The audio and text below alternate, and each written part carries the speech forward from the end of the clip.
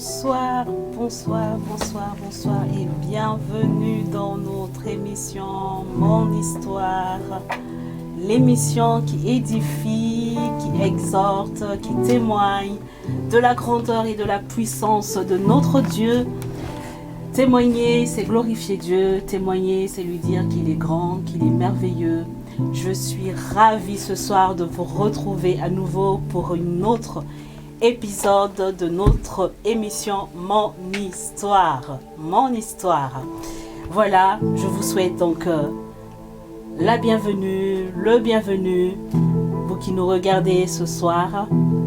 Je vais saluer quelques personnes qui sont connectées ce soir. Voilà, je vous laisse juste le temps de vous connecter. Connectez-vous, nous sommes dans Mon Histoire. Votre émission qui parle des témoignages. Moi, je suis ravie de vous retrouver. Alors, je salue Madimi, Marie-Ange. Shalom, shalom, sois bénie, ma sœur. Merci d'être connectée. Alors, partagez la vidéo. Faites comme moi, prenez votre téléphone et partagez la vidéo. Voilà, je le fais. Faites comme moi. Partageons. Prenez votre téléphone. Partageons. Partagez la vidéo. Partageons. Voilà. Je partage. Nous sommes dans Mon Histoire, votre émission. Connectez-vous. Je salue Julie Kael. Bonsoir à toi, sois bénie. Partagez. Et n'oubliez pas, vous êtes dans Mon Histoire, nous aimons les cœurs. N'hésitez pas à nous envoyer des cœurs. Envoyez les cœurs, partagez Mon Histoire. Ce soir, nous devons témoigner de notre Dieu. Notre Dieu est un grand Dieu et il fait des merveilles dans nos vies, il fait des miracles. J'aime bien cette histoire de cet homme appelé le fou de Gadara, qui a été guéri par Jésus. Jésus lui a dit de rentrer chez lui, il voulait suivre Jésus, mais Jésus lui a dit non, va témoigner, va parler de ce que Jésus a fait dans ta vie. Et la Bible nous dit que cet homme est parti et il a annoncé dans toute la ville ce que Jésus a fait pour lui. Et c'est de la même manière que nous devons faire, nous devons témoigner des bienfaits de Dieu dans notre vie. Ce que Dieu fait dans notre vie, nous devons témoigner. Lorsque nous témoignons, nous lui disons de venir encore faire davantage dans notre vie. Et ce soir, nous avons une invitée qui est là, une servante de Dieu qui vient nous partager son histoire. Mais juste avant cela, nous allons donc écouter un cantique. Et ensuite, ensemble avec vous, nous allons recevoir notre invitée. Sans plus tarder, nous regardons donc ce cantique et nous revenons tout de suite après ça.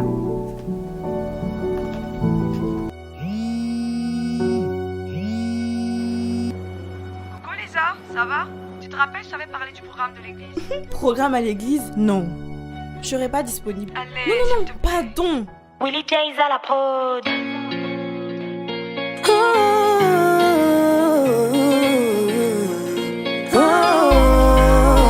Ça fait des lustres, tu as fermé ta Bible. Quand on parle de Jésus, toi tu fais les sensibles. Les blessures, les découragements se sont emparés de toi. Et aujourd'hui, où l'homme de foi d'autrefois. Allô, ton téléphone sonne, mais tu décroches pas. Tu fais le sourd quand c'est Jésus qui appelle, mais tu décroches pas. Allô, ton téléphone sonne, mais tu décroches pas. Après tu diras que t'as abandonné, mais tu décroches pas.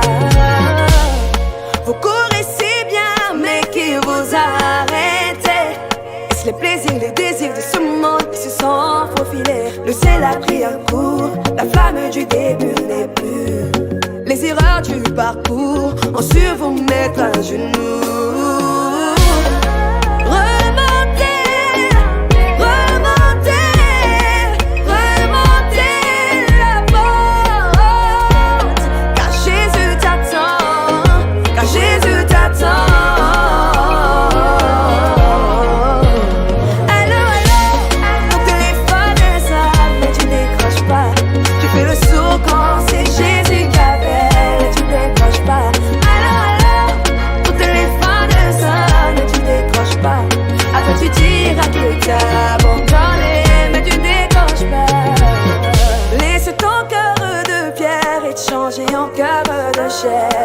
Cette vie que tu mènes te procure de la paix. Tu es fatigué, découragé, limité, accablé.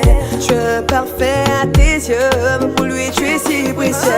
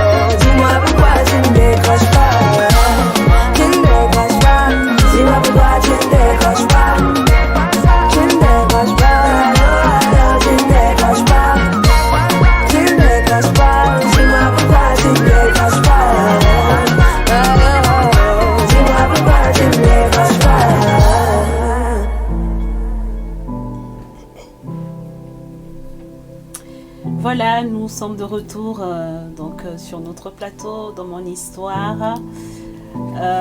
Partagez la vidéo, partagez. Faites monter le mercure. Bientôt, nous allons recevoir notre invitée. Elle est là, elle est déjà là, elle est juste à côté de moi. Partage. On voit les cœurs, on va l'accueillir ensemble.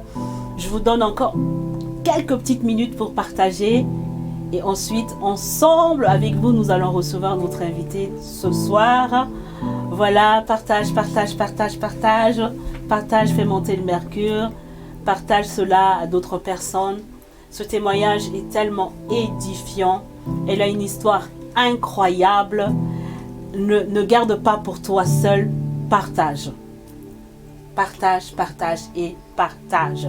Alors, sans plus tarder, nous allons partir à la rencontre de notre invitée. C'est une servante de Dieu. Elle est là, elle est déjà là avec moi. Ensemble, nous allons partir à la rencontre. Mais envoie des cœurs d'abord. Envoie-moi des cœurs. Je veux que tu envoies les cœurs pour l'accueillir. Est-ce que tu peux envoyer des cœurs? Envoie les cœurs, on va l'accueillir ensemble. Dans mon histoire, on aime les cœurs. Envoie les cœurs. Envoie les cœurs. Ça me fait du bien, ça me chauffe le cœur, ça me donne encore envie d'aller chercher des histoires, des choses incroyables que le Seigneur fait dans la vie de ses enfants. Voilà, sans plus tarder, nous allons partir à la rencontre de notre invitée. Elle est là, elle est juste à côté de moi. Est-ce que tu es prête à l'accueillir? Alors envoie les cœurs. Je veux des cœurs, je veux des cœurs. Voilà, c'est bien. On voit encore. C'est parti, on va l'accueillir ensemble. Elle est juste à côté de moi. Et c'est parti, nous partons à la rencontre de notre invitée. Elle est là. Bonsoir, servante de Dieu Valérie. Comment tu vas? Je vais très bien, merci. Gloire à Dieu. Je suis très contente et merci d'avoir accepté mon invitation. Vraiment, je suis touchée et merci beaucoup, merci. Donc là, tu es également animatrice, hein, elle est servante de Dieu, mais non seulement ça, tu es également animatrice sur une chaîne, je crois que c'est Victoire Live, voilà. Et tu es là ce soir pour nous partager ton histoire. On va d'abord commencer dans ton enfance. Tu n'es pas née dans une famille chrétienne, c'est ça? Pas du tout. Pas du tout. Donc je vais d'abord te laisser te présenter à nos internautes et ensuite tu nous parles de ton histoire. Commençons par ton enfance. Alors, merci beaucoup, Servante Larissa, pour cette invitation. C'est toujours un privilège de parler de ce que le Seigneur Jésus-Christ fait dans la vie de quelqu'un. Amen, amen. Et c'est un honneur que le Seigneur nous fait de pouvoir partager les bienfaits, les merveilles de l'Éternel. Amen. Et vraiment, merci de m'avoir invité, vraiment. Le plaisir est partagé. Merci beaucoup. Pour me présenter, je suis la servante de Dieu Valérie Marcel Keza et je suis maman de 2 enfants. Et j'ai un parcours que je vais essayer de vous dépeindre ici, voilà, sur le temps qui m'est imparti. Mais c'est vrai que je ne suis pas née dans une famille chrétienne. Dans ma famille, on nous a plutôt laissé libre de choisir ce que l'on voulait choisir. Et ma mère avait pris le soin, parce qu'elle était d'origine roumaine, de me baptiser chez les orthodoxes en fait bébé, donc avec quelques gouttes d'eau sur la tête. Mais je n'ai pas suivi d'enseignement concernant la parole de Dieu, je ne connaissais pas le Seigneur Jésus, je ne connaissais pas le Créateur de la terre et du ciel, l'Éternel des armées, je ne le connaissais pas personnellement. Et c'est à partir de mes 7 ans, dans une réunion de prière. Ma maman avait à l'époque un besoin de prière et c'était son amie gabonaise qui l'avait emmenée une fois à une réunion de prière et qui lui avait dit viens, tu vas voir, tu auras la solution à ton problème. Et moi, donc, parce qu'elle avait des problèmes. C'est ça, elle avait besoin de solutions. Okay. Et sa copine gabonaise lui a dit mais écoute, viens, on va aller prier, on va aller à une réunion de prière et puis tu auras ta solution. Donc ma mère m'a emmenée et c'était un soir en Côte d'Ivoire à l'époque et on est allé à la Riviera, je me rappelle, il y avait plein de chaises, c'était sur une grande véranda. Et ce jour-là, je me rappelle juste qu'on a prêché, mais de quoi, je ne peux même pas vous dire. Et je me souviens juste que c'était un jour de Pentecôte et le Saint-Esprit est descendu en fait. Et j'ai été saisie et j'ai parlé en langue. J'ai été baptisée dans le Saint-Esprit. Wow. Mais je ne savais pas ce que c'était. Donc je suis rentrée et ma maman ne sachant pas non plus ce que c'était, on n'en a pas parlé non plus. Les années ont passé comme ça jusqu'à ce que j'arrive en 2e année de BTS quand même. Donc c'était longtemps après. Et dans une église où j'ai rencontré des personnes et pendant, servante de Dieu, et pendant ce temps-là, le temps où vous avez été baptisé par le Saint-Esprit et le moment où vous avez eu vos diplômes, hein, vos études, il s'est passé quoi là? Rien? Vous n'avez pas...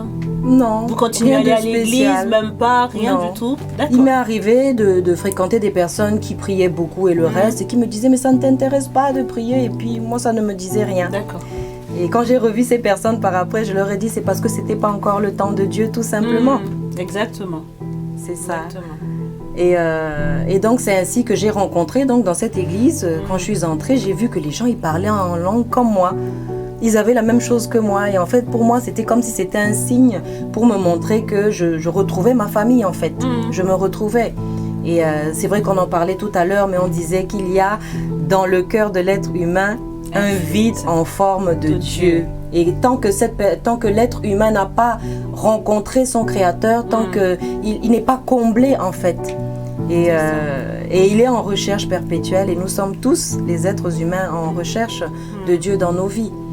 Et du coup, c'est comme cela que ça s'est passé. Et donc je suis arrivée dans cette église, j'ai vu que les gens déjà parlaient en langue comme moi, je suis restée. Et le Seigneur, pendant le laps de temps où je suis restée, a eu le temps de me guérir de l'asthme.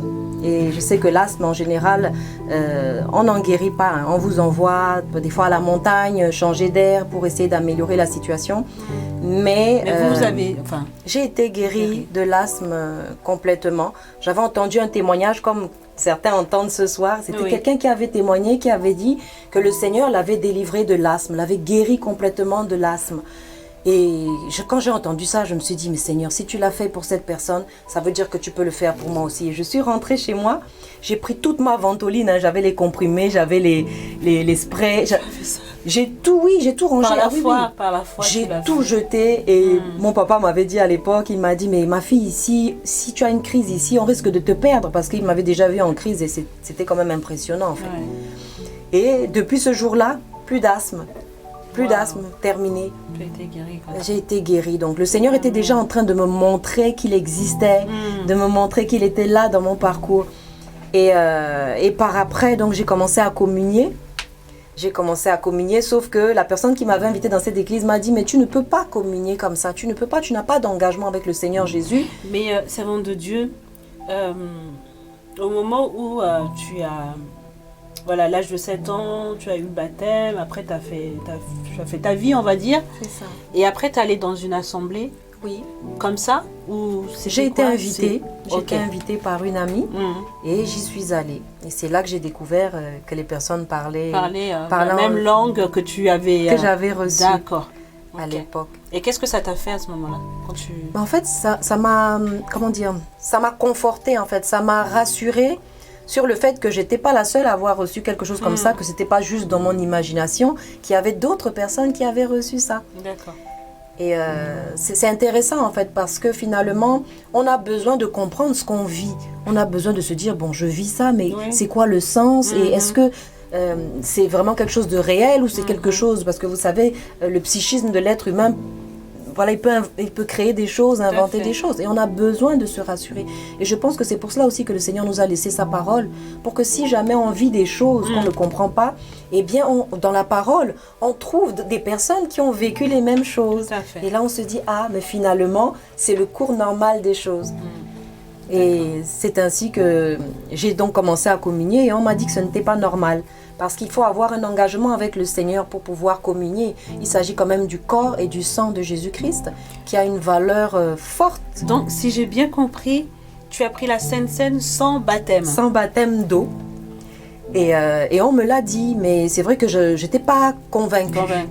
Parce que tu pensais que le fait que tu as été baptisée, c'était suffisant pour toi. Donc je me disais, les autres ont été baptisés en étant immergés. Moi, j'ai été baptisée en ayant reçu de l'eau juste sur la tête. Bébé, c'était suffisant. Et je suis venue, j'ai communié une fois. La deuxième fois, c'est Dieu lui-même qui m'a arrêtée. Je suis venue, j'avais l'intention de communier. On a commencé à adorer au début. Et là, je suis tombée malade. Mais alors, j'avais tout. J'avais envie de rendre, mal de tête. Je transpirais à grosses gouttes. Et j'ai fait signe d'appeler le pasteur parce qu'il y a toujours dans les églises, au lieu d'être concentré, il y a toujours quelqu'un qui n'est pas concentré, qui regarde ce qui se passe. Et je lui ai fait signe d'appeler le pasteur parce que je n'arrivais même plus à parler tellement j'étais mal. Et elle l'a appelé, il est venu et il m'a dit, qu'est-ce qui ne va pas? Et je lui ai dit, je me sens pas bien, il faut que je rentre chez moi. Et il m'a dit, non, tu ne rentres pas chez toi, c'est spirituel ce qui est en train de se passer.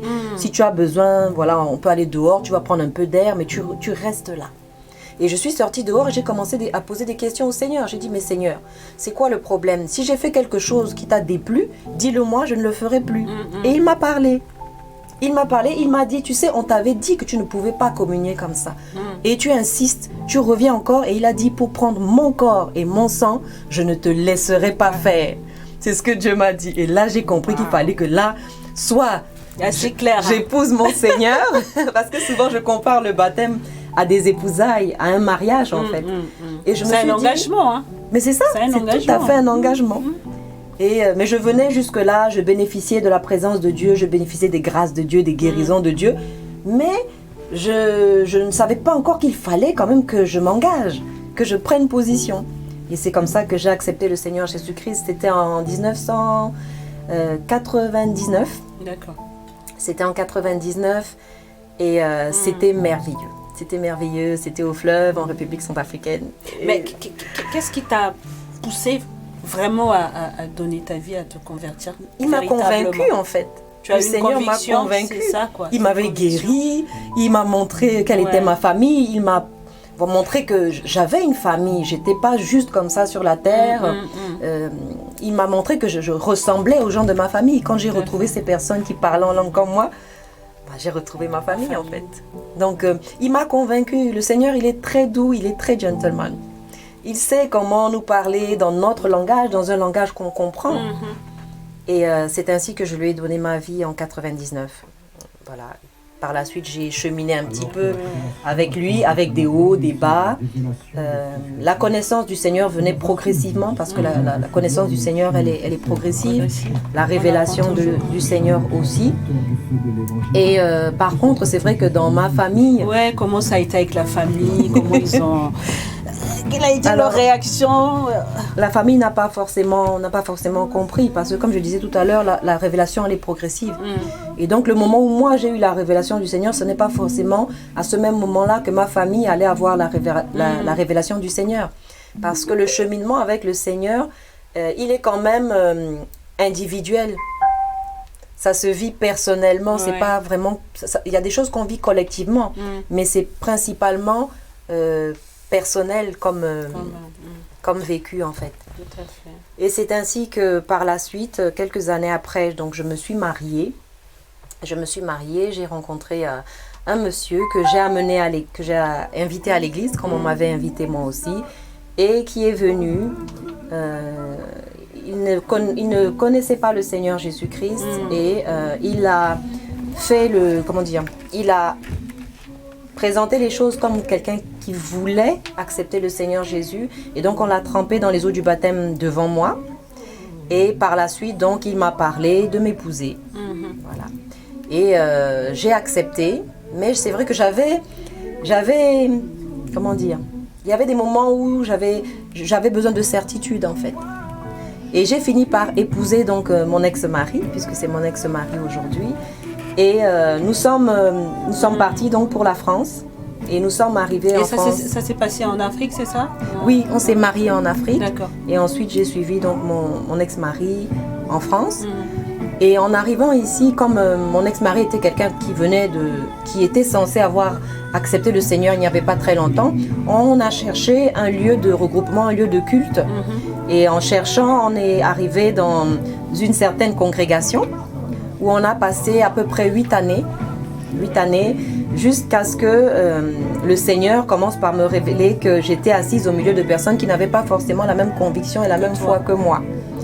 Et que beaucoup donc avaient une autre foi et une autre croyance que la mienne. Donc on n'était pas tous avec la même foi et la même croyance au Seigneur Jésus-Christ. Et c'est comme ça que j'ai vécu des oppositions, parce que comme je prophétisais, il m'arrivait de prophétiser dans l'église, et on m'a fait des reproches en me disant qu'il ne fallait pas prophétiser tout le temps, il fallait que ce soit réduit. Et moi, de bonne volonté, donc je me suis dit que peut-être que j'étais insoumise. Donc je suis allée chercher des prédications sur la soumission, et au moment de les écouter, j'entends le Seigneur Jésus-Christ me dire « Ce n'est pas toi le problème ». Voilà. Et donc, ce qui s'est passé, c'est que pendant presque une année, donc j'avais reçu une parole du Seigneur et je n'arrivais pas à en trouver le sommeil. Donc, le Seigneur me parlait d'Ézéchiel. Ézéchiel, regarde ce qui se passe dans mon temple. Et j'ai dit au Seigneur, mais Seigneur, ça n'existe plus tout ça. Des gens qui offrent des sacrifices à Moloch, à Baal, des bébés en sac, des choses comme ça. Et j'ai dit, mais Seigneur, ça n'existe plus. Mais je ne savais pas qu'effectivement, c'était des choses qui existaient dans le monde d'aujourd'hui et qui continuent de se pratiquer. Et c'est ainsi que donc cette prophétie, donc je l'ai donnée, je me souviens, c'était en janvier 2010 que j'ai donné cette prophétie dans l'église. Mais pour moi, c'était lorsque le Seigneur n'est pas content, il peut arriver que l'Éternel des armées, notre Dieu, ne soit pas content avec des choses que l'on fait. Et on peut faire aussi des choses par ignorance. Tout à fait. Et je me disais que quand le Seigneur parle, eh bien, on se rectifie tout simplement. Et donc je me suis dit, la prophétie elle est sortie, je l'ai prise pour moi aussi, c'était en disant qu'il fallait que l'on change de voie, que l'on arrête, tout ce qui se passait n'était pas très correct. Il y avait par exemple lors des fêtes de Noël, de Nouvel An, des personnes de l'église, de la congrégation, qui n'avaient rien à manger sur leur table, pendant que d'autres buvaient du champagne par exemple. Vous voyez, donc c'était vraiment... ce n'était pas vraiment ce que le Seigneur désirait pour une congrégation. Et lorsque j'ai donné cette prophétie, ça n'a pas plu. Ça n'a pas plu du tout. Et ça n'a pas, ça a provoqué une certaine réaction. Et c'est là que les choses se sont enclenchées, en fait. Elles se sont enclenchées. Et par la suite, donc, comme cette prophétie n'avait pas plu, parce que le peuple de Dieu, il a deux choix. C'est-à-dire que quand la parole de Dieu sort, le peuple a le choix d'accepter la parole et de se raviser ou de demander pardon ou de refuser la parole du Seigneur et voilà, de se retrouver en porte-à-faux avec l'Éternel des armées. Et c'est ainsi que la machine s'est mise en marche et le Seigneur derrière me révélait des choses assez horribles, des choses que l'Éternel ne permet pas, hein, des choses, c'est quoi, par exemple des trafics d'enfants, des viols d'enfants, des choses qui existent encore aujourd'hui, voilà. Des choses qui n'étaient pas normales, des violences que l'on acceptait dans des couples, dans des foyers, et des responsables spirituels étaient au courant. Et aujourd'hui, ce n'est pas une nouveauté, puisqu'on voit dans certaines églises, on voit dans certaines religions maintenant les scandales qui sont en train de sortir. Et il est nécessaire, Dieu, il est intéressé par tout ce qui se passe dans les églises, au milieu de son peuple. Ça l'intéresse. Il est touché lorsqu'on ne respecte pas ce qu'il faut, lorsqu'on fait du mal à la veuve, à l'orphelin, à l'enfant. Le Seigneur n'est pas en accord avec cela. Et il parle, et ensuite il intervient. Il intervient, et parfois, la parole de Dieu dit qu'il vaut mieux, comment dire, il y a quelqu'un qui a dit une fois, il vaut mieux tomber entre les mains des saints que de Dieu, parce que quand on tombe entre les mains de Dieu, il n'y a plus personne pour vous couvrir. Même lorsque le diable, l'ennemi de nos âmes, nous poursuit, quand l'Éternel vous protège, il ne peut rien faire. Mais si on tombe, comment dire, entre les mains de Dieu, parce qu'il n'est pas content de nous, eh bien, c'est pire. Oui, ce n'est pas quelque chose de bien. Et c'est ainsi qu'une machine s'est mise en place et il y a eu donc l'intervention de tout un corps de métier. Hein. Il y a eu de la magistrature qui a été concernée. Je pense qu'ils ont eu peur le fait que Dieu, tu connais le secret, quoi, au fait, en gros. C'est ça. Parce que quand le Seigneur révèle les choses, mais bon, je l'aurais pris différemment, mais c'est vrai qu'on le prend, comme j'ai dit tout à l'heure, on peut accepter la parole de Dieu ou on peut la rejeter et combattre la parole de Dieu. Et là, apparemment, ça n'a pas été vraiment bien reçu. Et du coup, il y a eu les autorités territoriales qui se sont levées, donc, et ils ont tenté à plusieurs reprises de m'interner. Donc, ils sont venus... Mais juste avant ça, la servante de Dieu, je pense que dans vos témoignages, il y a un moment où Dieu vous a demandé de quitter cette assemblée. Oui, juste après la prophétie en fait. D'accord. Juste après que j'ai donné la prophétie, le même jour, je suis sortie et dès que j'ai mis mon pied dehors, j'ai entendu le Seigneur me dire « Tu ne remets plus les pieds ici ». Et c'est là que j'ai dit au Seigneur, j'ai dit, mais moi je veux comprendre parce que pour prendre une décision de quitter une assemblée, il faut une raison valable. On ne quitte pas une assemblée sur un coup de tête. Une assemblée, c'est quand même une famille, c'est quand même des gens avec qui on partage beaucoup de choses. Et c'est ainsi que le Seigneur m'a révélé ce qu'il y avait derrière, à savoir ces histoires de trafic, d'enfants, des choses horribles, des crimes que l'Éternel n'a jamais tolérés et ne tolérera jamais. Amen. On sait que notre Dieu, il ne change pas. Et sur ce point-là, il ne changera pas. Jamais. Il était le même dans l'Ancien Testament, dans le Nouveau. Voilà. Et il y a des choses que l'Éternel ne tolère pas. Et il le fait savoir lorsqu'il n'est pas content. Donc vous avez quitté l'assemblée? Oui, donc de fait, j'ai dû m'en aller, sauf que la machine s'est mise en marche. Et donc il y a des médecins qui ont prêté main forte, des magistrats, des psychiatres, voilà. Et donc ils ont confectionné des faux documents et finalement Mais ils se sont basés sur quel fait pour te... Alors c'est après que je l'ai su parce que sur le coup, voilà, moi je savais que c'était une histoire d'accepter une prophétie ou pas, d'accepter la parole de Dieu ou pas. Mais c'est vrai que quand j'ai relu les rapports et tout, c'était assez impressionnant parce que on parlait d'incompatibilité de spiritualité. Alors que j'ai toujours été celle que je suis. Je veux dire, quand je me suis mariée, par exemple, je me suis mariée religieusement. Je connaissais déjà le Seigneur avant tout cela. Donc, je n'ai pas changé spécialement. Mais c'est vrai quand même qu'il faut préciser quelque chose, c'est que ce qui m'a aidé à tenir à travers tout cela, c'est quand même la connaissance de Dieu. La connaissance de mon Dieu. Je savais ce qu'il acceptait et ce qu'il n'acceptait pas. Donc, ce qui fait que si même à des moments, on a voulu me faire participer à des choses qui n'étaient pas correctes, je savais que la parole de Dieu me l'interdisait.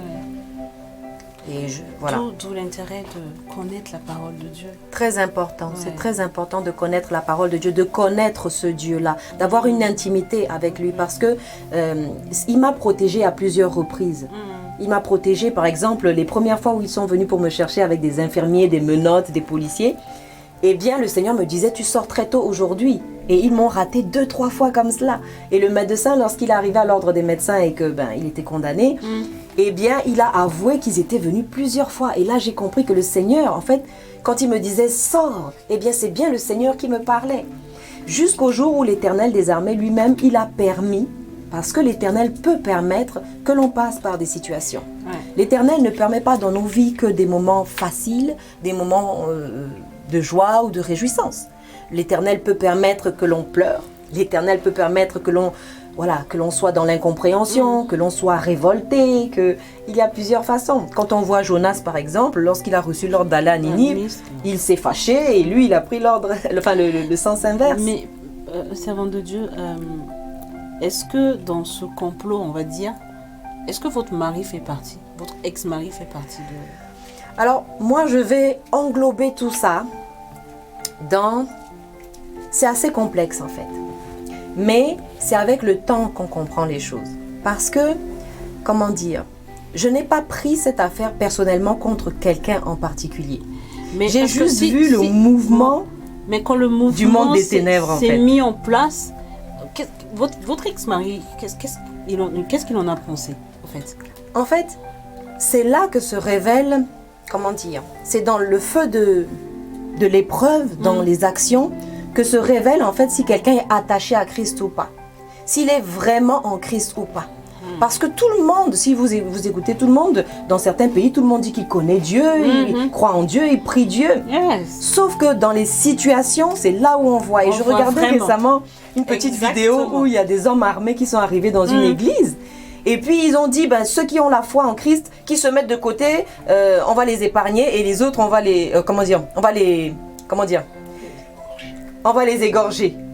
Et en fait, ceux qui croyaient en Dieu, ils ont quand même abdiqué de leur foi. Ils ont rejeté leur foi. Ils se sont dit, allez, nous, on préfère rejeter notre foi pour vivre. Et ceux qui ont tenu ferme, eh bien, ils sont restés là. Et c'est là que les personnes armées ont révélé qu'en fait, ils voulaient juste se débarrasser de ceux qui n'avaient pas vraiment la foi et qui finalement faisaient semblant en étant là dans l'assemblée. Oui. Mais les autres, non, ils n'ont pas tardé. Dès qu'il y a eu de l'épreuve, dès qu'il y a eu un peu de peur et la peur de perdre sa vie, ils ont renié leur foi. Et c'est de cela aussi que parle un petit peu mon témoignage, c'est-à-dire que qu'il fasse bon, qu'il fasse mauvais, que les temps soient favorables ou pas, que ce soit facile ou pas facile, on ne jette pas sa foi à terre. Après, c'est vrai qu'il faut demander l'aide de Dieu parce qu'il y a des... Comme ce que j'ai vécu, c'est une situation quand même, il faut la grâce de Dieu pour la traverser. Il faut la grâce de Dieu parce que j'ai quand même été emportée, menottée en plein jour devant mes enfants, devant le voisinage. Et j'ai passé 28 jours donc en hôpital psychiatrique sans pathologie, sans soins. Voilà. Et j'étais pas censée sortir parce que dans les petits mots qui s'étaient glissés, il fallait me garder au chaud. Mais avec le recul, c'est vrai qu'il y a déjà une dizaine d'années de cela puisque c'était en 2010. Mais c'est vrai qu'avec le recul, je n'ai pas pris ça particulièrement comme si quelqu'un m'attaquait, mais comme si l'ennemi s'était levé, en fait, pour peut-être, mettre à mal ma foi, éprouver aussi ma foi. Parce que ça me fait beaucoup penser à l'histoire de Job. Job qui avait tout. Et quand l'Éternel a dit à Satan, mais tu as vu mon serviteur Job, tu as vu comment il se comporte, qu'est-ce que Satan lui a dit? Il lui a dit, mais c'est parce qu'il a tout. Enlève-lui sa santé, sa femme, ses enfants, c'est bien. Et c'est un peu ce qui m'est arrivé. En quelque temps, j'ai perdu mon mariage, mes enfants, parce que je ne les ai pas vus pendant une bonne dizaine d'années. On se voyait de temps en temps, mais dans des lieux sécurisés. Wow. Il fallait quand même traverser tout cela. Et c'est là que j'ai vu la main de Dieu. C'est là que j'ai vu la puissance de Dieu. C'est là que j'ai vu que Dieu, là où les autres ne peuvent plus vous accompagner, lui, il entre avec vous. C'est ça. Et l'expérience que j'ai eue à l'intérieur de l'hôpital psychiatrique, c'était très spécial parce que déjà de 1, ils n'ont pas pu me donner de médicaments. Donc ils ne m'ont rien donné du tout. Je faisais que manger, dormir. Et voilà. Par contre, j'ai rencontré des personnes merveilleuses à l'intérieur de l'hôpital. Merveilleuses. Et c'est vrai que quand je suis partie, au moment où je partais, les gens qui étaient là, les soi-disant malades, eh bien, ils ne voulaient pas que je parte. Et ils m'ont dit, ta chambre, c'est le 17, ils m'ont dit. Wow. C'est le secours. Wow. Mais même à l'intérieur, et c'est vrai que je me souviens, je sais que les rapports, par exemple, de l'hôpital disaient, mais souriante, chantante dans les couloirs. En fait, c'est comme si j'étais juste de passage. Et l'expérience que j'ai vécue était très particulière parce que j'avais l'impression que c'était le Seigneur Jésus-Christ qui était rentré là-bas. Et que moi, j'étais à côté, en fait, et que j'observais tout ce qui se passait. Wow. Et c'est comme si le Seigneur m'a épargné parce que c'est vrai que d'autres personnes ont traversé des épreuves comme cela et ne s'en sont pas sorties. J'ai rencontré par exemple une dame à l'intérieur, je la cite souvent, qui avait des impatiences aux gens parce qu'elle était vraiment droguée. On lui a donné beaucoup de médicaments. Et le Seigneur m'a dit, tu vois cette femme, elle est rentrée ici comme toi. C'est-à-dire qu'il lui est arrivé la même chose que toi, Elle avait mais rien. elle est encore là. Et maintenant elle est dopée, elle n'a plus tout son sens. Et c'est là que vraiment, on se rend compte que les Wow. plans de Dieu sont particuliers. Et quand on ne comprend pas les plans de Dieu, quand on ne sait pas où Dieu veut nous amener, on est révolté, C'est ça. on est énervé, on peut en vouloir à des personnes. Et c'est vrai que ce soir, je tiens particulièrement quand même à préciser que tous ces magistrats qui ont rendu des décisions, qui m'ont peut-être privé de mes enfants, qui m'ont privé de mon domicile, qui ont peut-être travaillé dans le sens de détruire ma famille, eh bien je ne leur en veux pas. Je ne leur en veux pas. Et s'il leur arrive de regarder cette vidéo, mon souhait, mon cœur, c'est qu'ils puissent aussi rencontrer le Seigneur Jésus. Amen. C'est qu'ils puissent comprendre cette joie qui m'a animée durant tout le temps où ils m'ont reçu dans leur cabinet au tribunal. Et j'y suis allée très souvent parce que j'ai passé presque 10 ans dans les tribunaux. Eh bien, le Seigneur était en train de leur dire, regardez, le mal qu'on fait à quelqu'un, comment dire, quand on a la foi, ça ne nous détruit pas. Ça nous construit, ça nous C'est ça. fortifie. Et c'est le Seigneur Jésus qui m'a aidé à traverser tout cela. Et à garder aussi un cœur pour pardonner, pour libérer et pour souhaiter le bien de ceux qui finalement, quelque part, vous ont torturé. Vous voyez, il y a eu des psychiatres, il y a eu des médecins, il y a eu des avocats. Vous voyez, mais... Servante de Dieu, je vais juste, par rapport à ton témoignage, à un moment donné où tu disais que tu as été internée avec ta Bible. Oui, c'est vrai. Et également, il y avait une... Qu'est-ce qui s'est passé avec cette aide-soignante-là, cette infirmière? Alors, c'est un épisode qui s'est déroulé à l'intérieur de l'hôpital. Et en fait, un matin, il y a une des infirmières qui est arrivée. Déjà, elle avait les cheveux rouges et en bataille.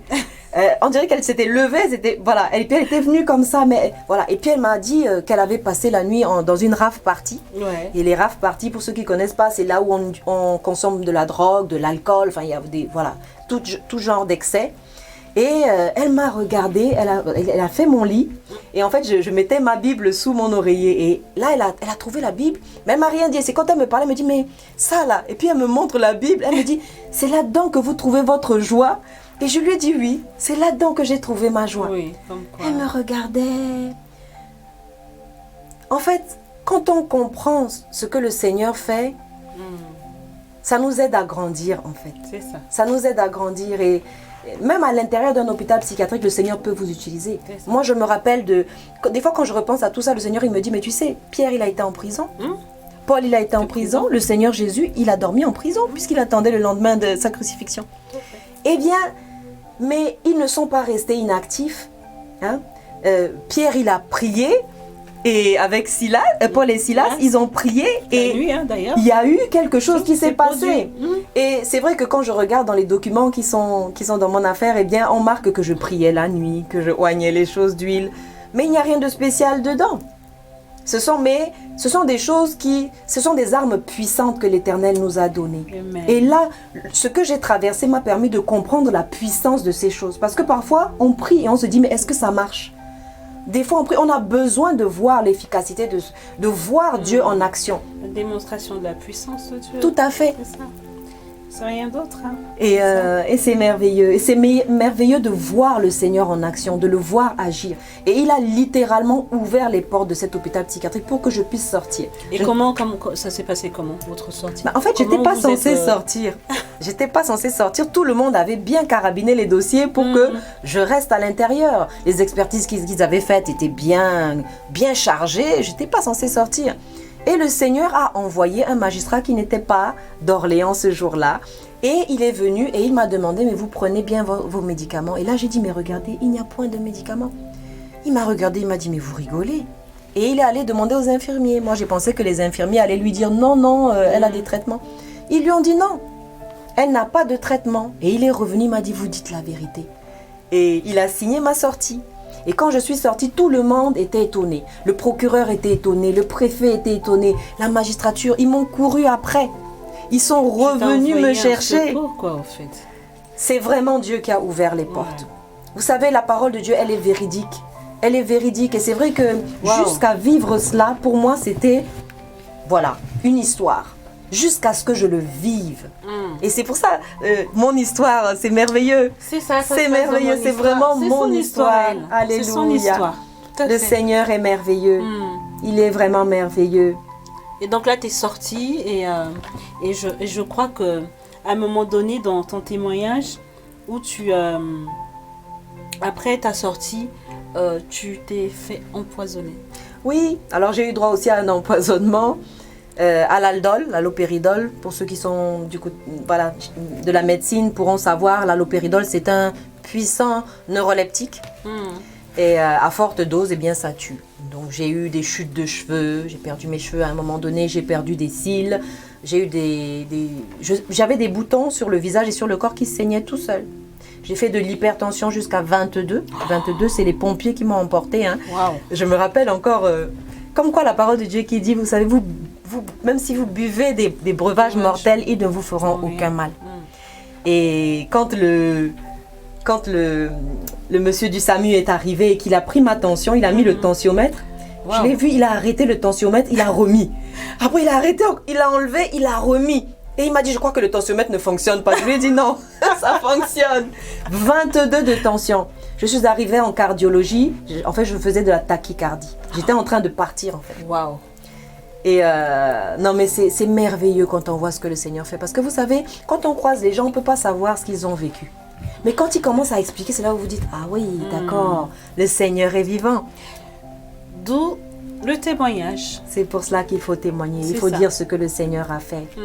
Et pendant une dizaine d'années aussi, je n'ai pas vu non plus ma propre famille.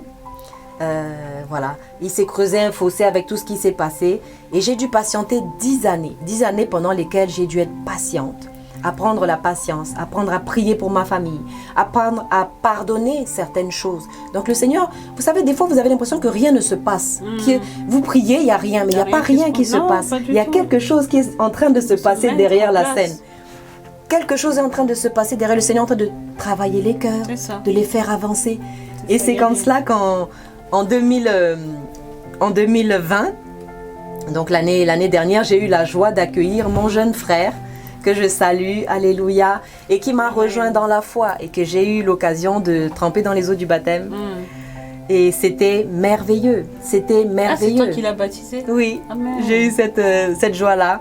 Et c'est vrai qu'on découvre des choses dans la parole de Dieu parce que vous savez, notre Dieu, il est très simple. Et parfois, on a mis tellement de barrières religieuses, de la religiosité, qui fait que, par exemple, l'eunuque éthiopien, eh bien, Étienne a été envoyé, il l'a baptisé, et puis voilà. Tout simplement, quand quelqu'un croit et il accepte le Seigneur Jésus, il accepte de se repentir de ses péchés, tout disciple est capable de baptiser. Or, à l'époque, je ne le savais pas. Mais le Seigneur m'a confirmé, il m'a dit, tu le fais. Et je l'ai fait. Il y a d'abord eu mes 2 enfants, c'était mes 2 premiers baptêmes dans ma vie. C'était mes 2 enfants, c'était en 2017 et c'était sur ordre du Seigneur. Et ça s'est passé dans mon fils était prêt, c'est le plus jeune qui a 17 ans aujourd'hui et ma fille a 21 ans. Et c'est ainsi que mon fils il m'a dit c'est bon, je suis prêt. Et on a rempli la baignoire. Ils ont fait la confession. Du moment où c'est pas une petite goutte d'eau qui tombe sur la tête. C'est ça. Et surtout la confession. Parce que c'est ça qui est important. Parce qu'un bébé, il ne peut pas prendre d'engagement. Il ne peut pas.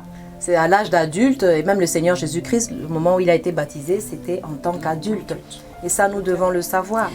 Et donc, l'empoisonnement, et qu'est-ce qui s'est passé au fait? Ben, en fait, le Seigneur, il m'a restauré. Le Seigneur, il m'a restauré. Ça a pris du temps. Mais le travail le plus gros en plus que le Seigneur a fait, c'est qu'il a travaillé ma patience. Il a travaillé ma douceur. Il a travaillé la fidélité. Ce sont des caractères qui ne peuvent apparaître que dans la souffrance. C'est ça. Que dans les épreuves, que dans les situations. L'or, par exemple, on ne peut pas lui donner une forme en dehors du feu. Il faut rentrer, il faut passer par le feu.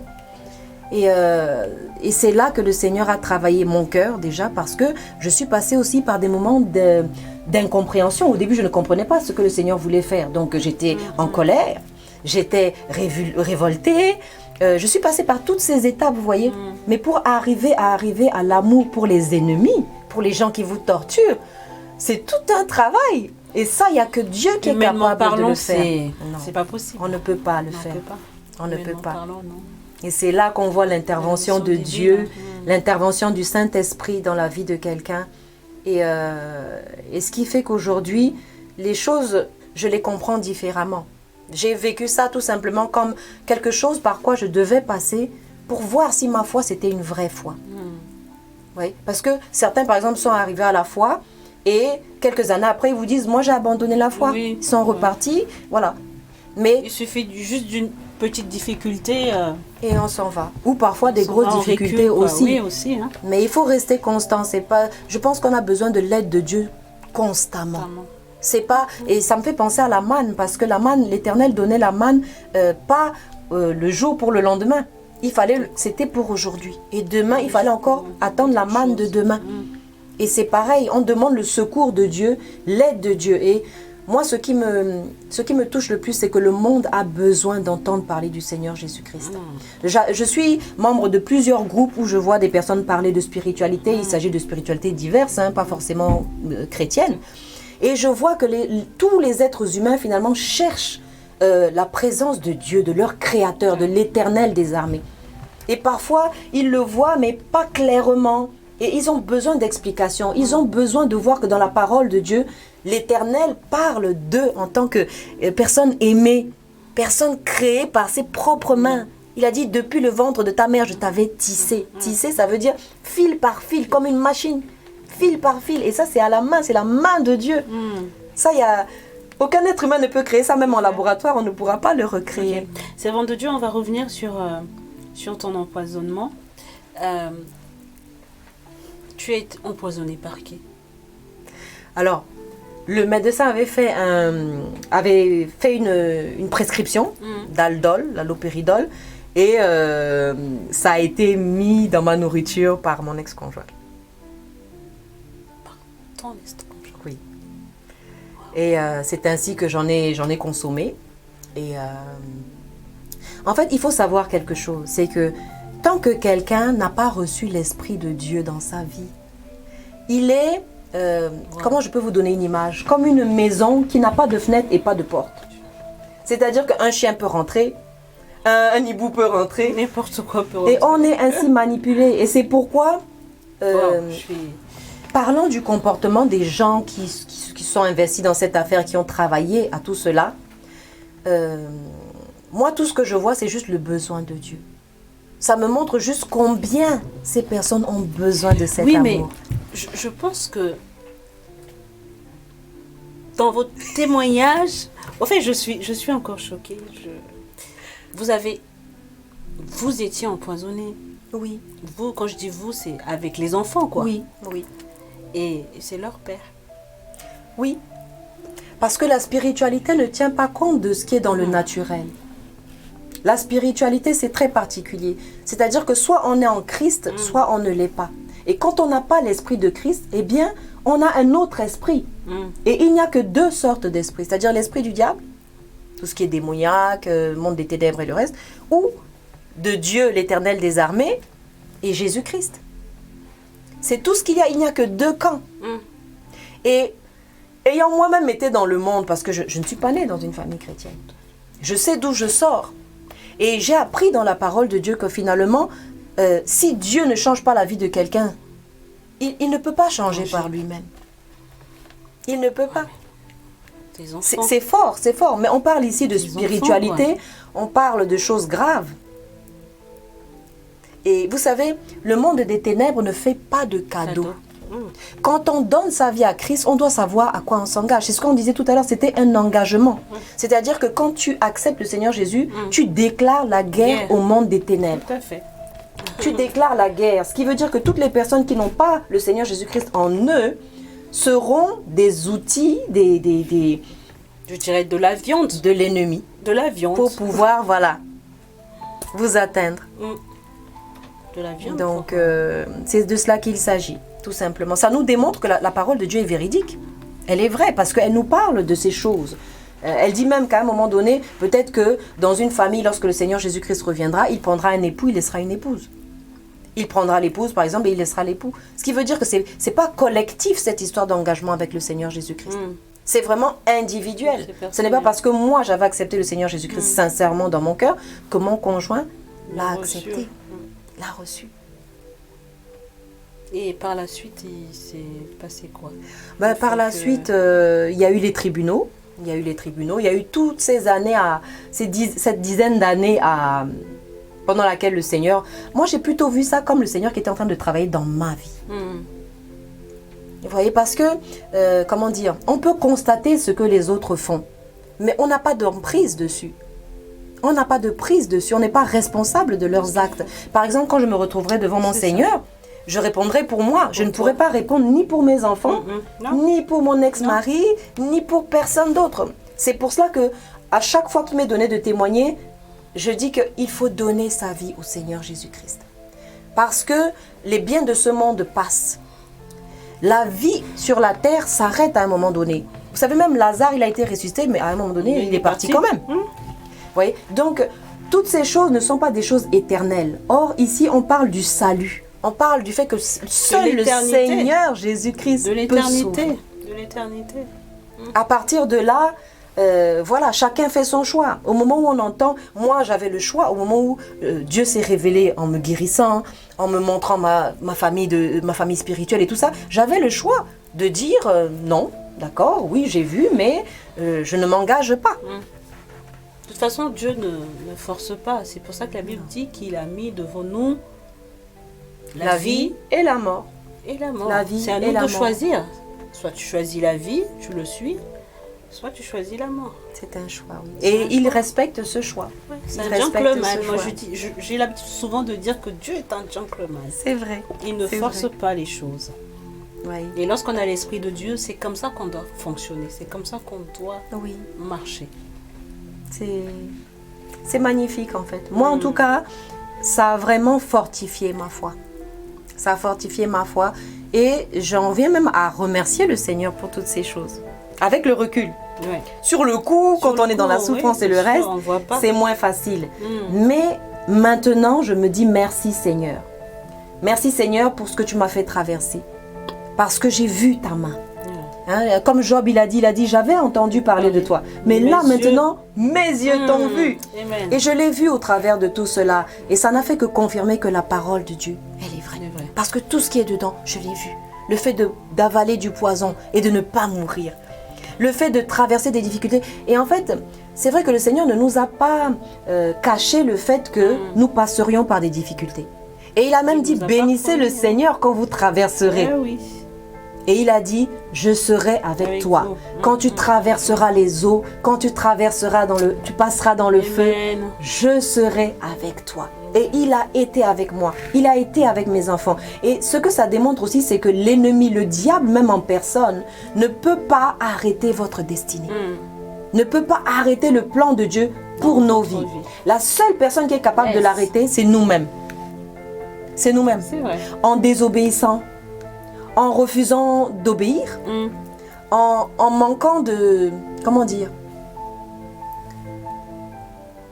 En refusant d'obéir. En refusant d'obéir tout simplement. On est à un moment donné devant un choix. Voilà. Aujourd'hui, c'est aujourd'hui. C'est vrai que la vie ne nous appartient pas. Et on se voit aujourd'hui combien de personnes en avion les a croisées. Et le lendemain, on nous a dit qu'ils ne sont plus de ce monde. Et aujourd'hui, quelqu'un a l'occasion d'entendre que le Seigneur Jésus-Christ sauve. Le Seigneur Jésus-Christ sauve. Il sauve véritablement. Il sauve véritablement.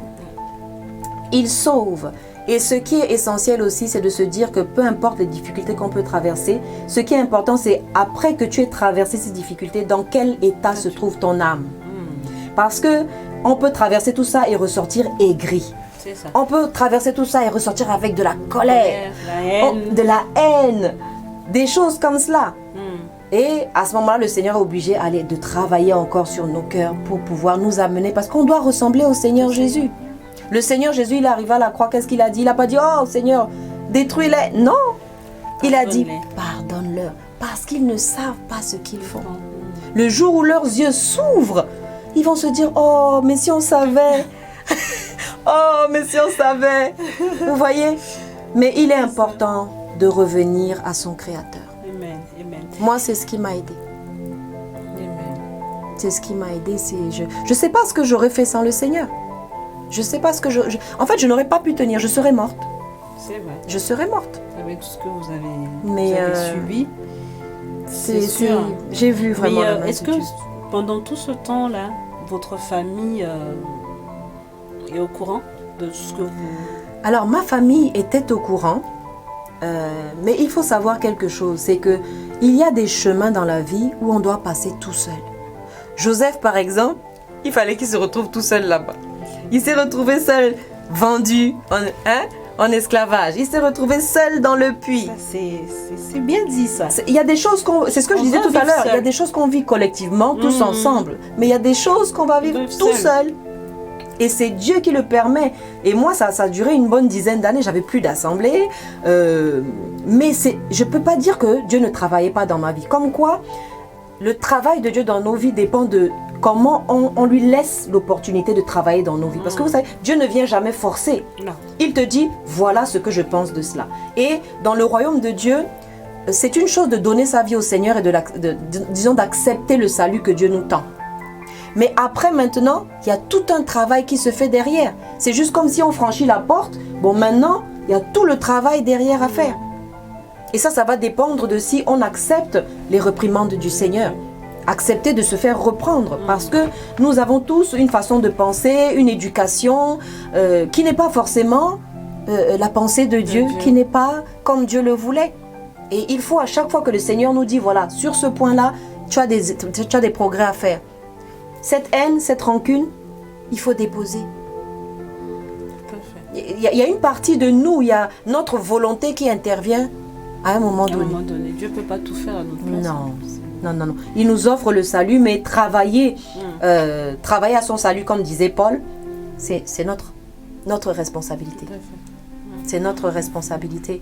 Et voilà. Donc, mais je suis vraiment reconnaissante au Seigneur. Amen. Je suis reconnaissante pour tout ce qui m'a fait traverser, parce que je me dis tout ce qu'aujourd'hui j'ai pu, c'est l'expérience. Et l'expérience s'acquiert par l'expérience. On ne peut pas la lire dans les livres. Ça reste théorique. C'est le faire. C'est ça.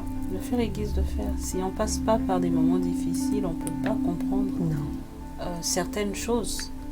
Donc oui, tout à fait. Et aujourd'hui, vous êtes totalement libéré, totalement...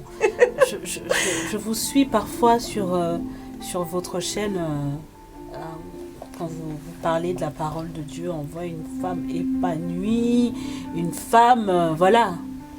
Je suis touchée.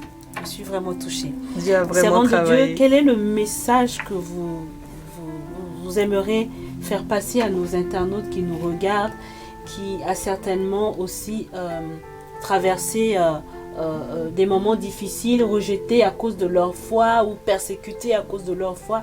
Quel est le message que vous pouvez leur dire ce soir? Eh bien, c'est simplement pour dire que dans toutes les difficultés qu'on traverse, dans tout ce qu'on peut traverser, le Seigneur est là. Il est présent et il nous envoie comme des signaux, comme des petits signes en fait. Vous allez voir quelqu'un qui va vous croiser en route, qui va vous dire, qui va vous encourager sur quelque chose. Vous allez voir quelqu'un, vous avez un besoin quelque part, vous êtes à court d'argent, vous arrivez quelque part, quelqu'un sort sa carte bancaire, paye pour vous. Dans tout cela, il y a la main de Dieu. Il y a la main de Dieu. La parole de Dieu dit que tout concourt au bien de ceux qui aiment Dieu. Ce qui veut dire que ce qui est bon et agréable comme ce qui est dur et difficile. Tout cela travaille en votre faveur. Si vraiment vous acceptez que Dieu travaille en vous, parce que c'est ouvrir la porte à Dieu pour qu'il travaille dans nos vies. Si on accepte cela, eh bien, il pourra travailler dans nos vies. Il pourra enlever tout ce qui doit être enlevé parce que le Seigneur Jésus-Christ revient chercher son épouse. Et on dit qu'il vient chercher une épouse sans tache ni ride. Si je gardais tout cela, la haine, la rancune, les colères et tout le reste, le Seigneur ne pourra pas m'accepter et m'accueillir pour lui. Et donc, j'ai tellement, l'envie de retrouver mon Seigneur, en fait, que je me soumets volontairement. C'est agréable, en fait. Mais en tout cas, soyez vraiment encouragés, soyez fortifiés. Et même si ça m'a fait aussi comprendre que l'être humain ne sait pas, en fait, ce qui fera son bonheur. Hein? Quand un magistrat fait des faux documents, quand un avocat dit des mensonges, quand on complote le mal dans le dos de quelqu'un, on pense ainsi évoluer dans la vie, on pense ainsi réussir, on pense que ça nous portera chance, que ce sera merveilleux devant, mais ce n'est pas vrai. Le diable, c'est un menteur. Et la parole de Dieu dit que tout ce qu'un homme sème, il va le récolter. Et plus loin des fois, même si c'est parce qu'on n'a pas assez de recul sur la vie, mais si ces personnes voyaient leur fin de vie, on voit des personnes qui ont fait ce genre de choses et leur fin de vie est horrible. Est horrible. On les voit des fois ruinés, des fois avec des cancers, des maladies horribles qu'on ne trouve même pas. Enfin, on se demande d'où ça sort. Tout se paye ici-bas. Tout se récolte aussi ici-bas. Le bien qu'on fait, le mal qu'on fait. Mais soyez vraiment encouragés. Soyez fortifiés et sachez que franchement, celui qui donne l'occasion à Dieu de se manifester dans sa vie, Dieu ne demande que cela et il va se manifester. Il n'y a pas de raison. S'il l'a fait pour moi, je ne vois pas pourquoi il ne le ferait pas pour les autres. Moi, j'ai été guérie de l'asthme, je vous l'ai dit, parce que j'ai entendu quelqu'un d'autre donner son témoignage. Et j'ai suivi aussi, j'ai dit, ah d'accord, s'il l'a fait pour elle, il peut aussi le faire pour moi. Et le Seigneur ne m'a pas déçu. Quand on l'invoque, il a dit, invoque-moi et je te répondrai. Oui. Je te délivrerai et tu me glorifieras. Amen. C'est vraiment, voilà. Et je souhaite vraiment que les personnes qui ont participé à tout cela aient l'occasion de voir ce témoignage et de savoir que l'Éternel, le Dieu des armées, les aime. Et que tant qu'ils sont vivants, ils ont encore la possibilité de trouver cette paix, cette joie que j'ai et qu'ils n'avaient pas et qu'ils ne pourront trouver qu'en acceptant le Seigneur Jésus-Christ dans leur vie. Alléluia. Alléluia. Nous avons écouté le témoignage de notre sœur. Je profite également de cette occasion pour parler à une personne ce soir. Si tu me regardes, tu n'as pas encore accepté le Seigneur Jésus-Christ dans ta vie. Laisse-moi te dire qu'il y a une personne qui est allée à la croix pour ta vie. Il y a quelqu'un qui s'est donné pour ta vie. Il y a quelqu'un qui s'est fait malédiction afin que tu deviens bénédiction. Alléluia. Alléluia. Est-ce que tu sais que quelqu'un a jeté un regard favorable sur ta vie? Cette personne est venue mourir à la croix afin que toi et moi, nous ayons la vie et la vie éternelle. Oh, il est l'agneau de Dieu qui ôte le péché du monde. Amen. Le mot ôter veut dire effacer, supprimer. Si tu te poses des questions encore en te disant, mais je suis un pécheur, non, viens tel que tu es. Amen. Viens tel que tu es. Et celui-là dont je te parle ce soir, il s'appelle Jésus-Christ de Nazareth. Il est la vie. La vie. Il est la source intarissable. Oh, je parle à quelqu'un ce soir. Jésus est allé à la croix afin de nous réconcilier avec Dieu. Si tu as cette occasion ce soir, c'est une opportunité que le Seigneur te donne ce soir. C'est une opportunité, une main que Dieu tend vers toi. Réconcilie-toi avec lui. Jésus est allé à la croix afin que moi et toi, nous devenons enfants de Dieu. La Bible nous dit qu'il est venu et les siens, ils l'ont pas reçu. Mais il dit, ce que j'aime, c'est qu'il dit, mais tous ceux qui l'ont reçu deviennent enfants de Dieu. Alors ce soir, je te dis tout ça tout simplement pour te dire d'accepter le Seigneur Jésus. Accepte Dieu. À travers Jésus-Christ, tu as la vie de Dieu. Oh, alléluia. Merci Jésus. La vie de Dieu. Alors si tu es dans cette situation-là où tu n'as pas encore accepté le Seigneur, je veux simplement que tu fasses cette prière avec moi. Simplement, élève juste ta main et tu dis, Seigneur, je te demande pardon. Pardon parce que je reconnais que je suis pécheur, que j'ai péché. Mais ta parole me dit que tu es fidèle et juste pour pardonner. Alors ce soir, je te demande pardon et je vais simplement accepter que tu rentres dans ma vie et que tu viennes changer ma vie. Oui, bien-aimé, Dieu t'aime et Dieu veut changer ta vie. Si tu donnes ta vie à Jésus, ta vie ne sera plus jamais la même. Amen. Il est la vie, il est la vérité et la vie éternelle, c'est Jésus. Accepte Jésus ce soir. Alléluia, que Dieu te bénisse et je te dis bienvenue dans la famille de Dieu. Toi qui as accepté le Seigneur ce soir, bienvenue dans la famille de Dieu. Merci, que le Seigneur te bénisse. Alors, servants de Dieu, nous allons rentrer dans notre deuxième partie de cette émission, c'est de prier. De prier pour les personnes qui se retrouvent dans ton témoignage, qui certainement aussi persécutés par leur foi, mais qui ont besoin de soutien, qui ont besoin de prière. Ce soir, nous allons ensemble, déjà je vais te laisser vraiment l'occasion, l'opportunité de prier pour ces personnes-là, le privilège de prier pour ces personnes-là. Et voilà, et puis nous allons finir notre émission. Alors, sans plus tarder, nous allons prier. La servante de Dieu va prier pour vous. Alléluia. Merci Seigneur. Éternel notre Dieu, nous te remercions parce que tu es l'alpha et l'oméga. Éternel, tu ne changes pas, Seigneur. Amen. Ce que tu as fait hier, tu peux le faire encore aujourd'hui. Et Seigneur, tu nous donnes l'opportunité ce soir, Seigneur, d'entendre ta parole, Alléluia. de savoir que tu es puissant, Seigneur, que tu domines sur la terre et dans le ciel. Alléluia. Ô Éternel notre Dieu, merci Seigneur pour ton Seigneur. intervention ce soir. Merci Seigneur. Merci Seigneur parce que tu visites tout un chacun ce soir. Merci parce que tu transformes la vie de quelqu'un ce soir. Alléluia. Quelqu'un qui avait besoin d'être encouragé. Quelqu'un qui avait besoin d'être restauré. Amen. Quelqu'un qui avait besoin d'être délivré ce soir. Alléluia. Alléluia. Alléluia. Seigneur, merci. Merci, merci, Merci, Seigneur. Seigneur. Ce soir, l'Éternel te guérit. Amen. L'Éternel te délivre. Amen. Alléluia. Alléluia. De toute rancune, de toute animosité. Alléluia, de toute mauvaise estime de toi. Alléluia. Ce soir, le Seigneur te visite, le Seigneur te fait du bien. Le Seigneur te libère de tout ce qui ne le glorifie pas. Il prend ce fardeau. Il prend ce fardeau qui est lourd, qui est lourd. Alléluia. Ce soir, nous avons parlé de choses graves. Nous avons parlé de blessures. Alléluia. Nous avons parlé de souffrances physiques, émotionnelles. Nous avons parlé d'enfants qui vivent des atrocités.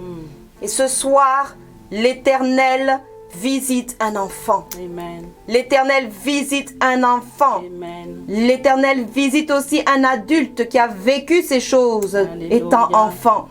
L'Éternel visite ce soir et il délivre. Alléluia. Amen. Alléluia, il délivre ce soir. Il te délivre de cela. Il enlève de ton cœur tout ce qui est trop lourd comme Au fardeau. nom de Jésus. Il te libère pour la liberté. La parole de Dieu dit que si le Fils t'a franchi, tu seras réellement libre. Et ce soir, je vois cette lourdeur te quitter. Je vois cette souffrance qui dure depuis l'enfance te quitter. Alléluia. Je vois cette souffrance parce que peut-être que tu as vécu dans un foyer où il y a eu des disputes, il y a eu Alléluia. des choses terribles. Mais ce soir, l'Éternel visite cet enfant. Amen. L'Éternel te visite et il te délivre Amen. de cette enfance que tu as gardée secrète. Tu n'en as même pas parlé à quelqu'un. Ce soir, L'Éternel te délivre, l'Éternel te restaure dans ton humanité. Il te restaure, il restaure ton âme. Il restaure ton âme, il guérit tes blessures. Il essuie tes larmes ce soir. L'Éternel te fortifie, l'Éternel te délivre ce soir. Alléluia. Et je veux prier aussi pour les enfants qui ont subi des abus sexuels. Alléluia. Je prie, Seigneur, ce soir, que ces cœurs soient restaurés, Seigneur. Que ces cœurs soient guéris, Seigneur. Que ces cœurs soient délivrés ce soir, Seigneur. Que ces enfants, Seigneur, retrouvent, Seigneur, leur identité ce soir. Seigneur, tu visites, Seigneur. Tu restaures, tu rétablis ce soir, Seigneur. Tu redonnes à quelqu'un l'estime de soi. Tu la rétablis dans l'image réelle qu'elle est, Seigneur, de toi, Seigneur. Père, je prie aussi, Seigneur, pour des foyers, Seigneur, qui traversent des difficultés, mon Dieu, mon roi. Des foyers qui traversent des turbulences. Je disais tout à l'heure que nous ne sommes pas ennemis les uns des autres. Mais les ténèbres se lèvent parfois. Alléluia, et sèment le trouble. Mais merci, Seigneur, parce que tu visites un foyer. Amen. Amen. Tu donnes aux gens de comprendre que l'ennemi, ce n'est pas son conjoint, sa conjointe. Ce sont les ténèbres et elles sont vaincues parce que le Seigneur Jésus-Christ a vaincu les autorités, les puissances et les dominations. Il les a exposées publiquement. Ils n'ont plus aucun pouvoir.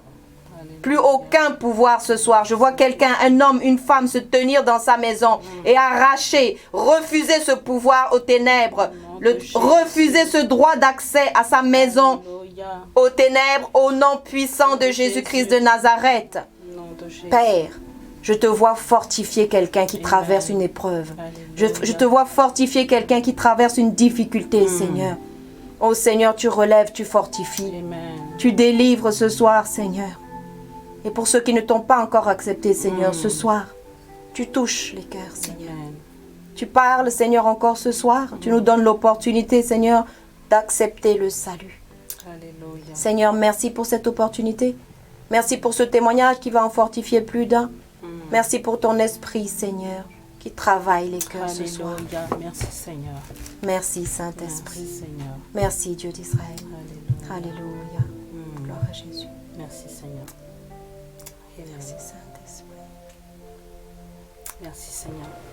Au nom de Jésus, nous avons ainsi prié. Amen, amen, amen. Amen. Voilà, bien-aimés, nous sommes à la fin donc, de notre émission. Merci à toutes les personnes qui sont connectées ce soir. Merci à Maman Inès, Dikini, Shalom Maman, Regina, Shalom, Marie-Ange, Madimi. Merci à vous d'être connectés. Je vous dis donc à la semaine prochaine, dans 15 jours, voilà, avec une autre invitée qui viendra ici témoigner donc, de ce que Dieu a fait dans sa vie. Et quant à moi, je vous dis, je vous aime. Et puis, à la semaine prochaine. Bye bye. Bye bye.